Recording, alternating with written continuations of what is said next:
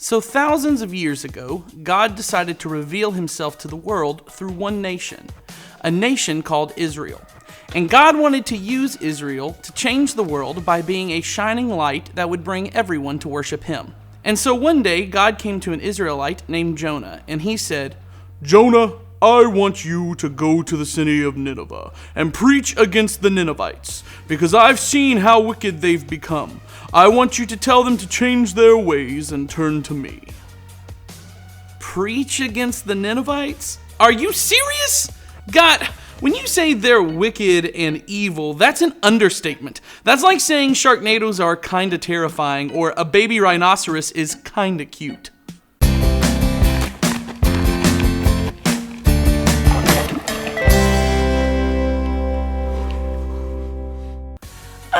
Look at that thing, it's totes adorbs. And the Ninevites aren't kinda bad, they're literally the worst. Do you know all the horrible things they've done? Yes, I do. And that's why I need you to go to the Ninevites and tell them to change their ways and to follow me. Yeah, I'm pretty sure I'm not gonna do that. Maybe you didn't mean preach against the Ninevites. Maybe you meant to say preach against the gingivitis. I mean, oral hygiene is a big issue in this world, and that's probably what you meant. But Jonah knew that's not what God meant, and he ran away from what God asked him to do. He booked passage on a ship and tried to hide from God, which is always a bad idea because, well, he's God.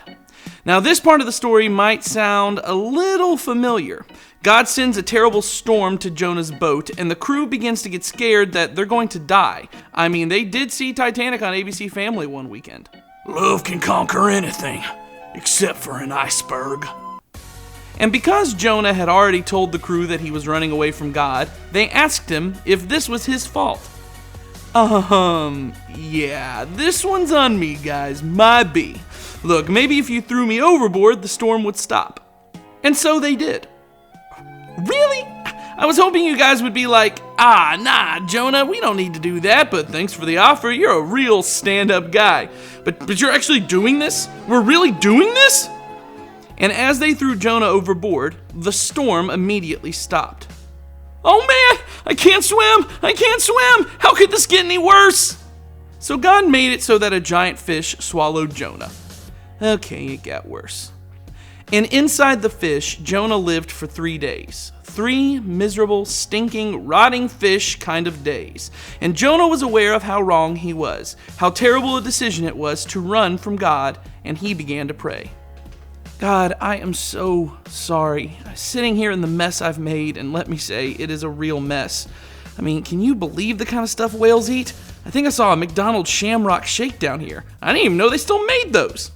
Anyway, my point is that I know I was wrong, and I'm asking for your mercy to save me.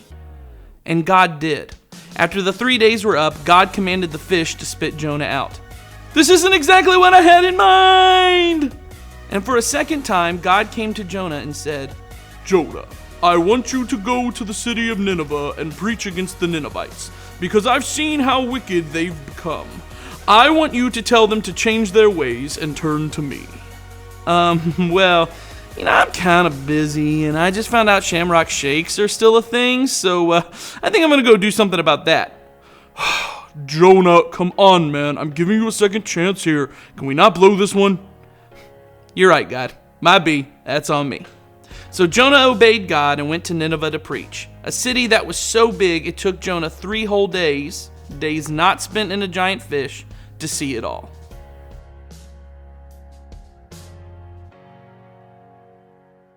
So have you ever been in a situation similar to Jonah's?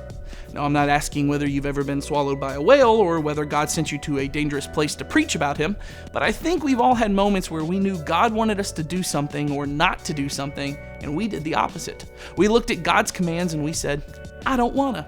Sorry, God, I know what you want from me, but I don't want that. I don't wanna. Let me ask you this. Did disobeying God's commands make your life better or worse?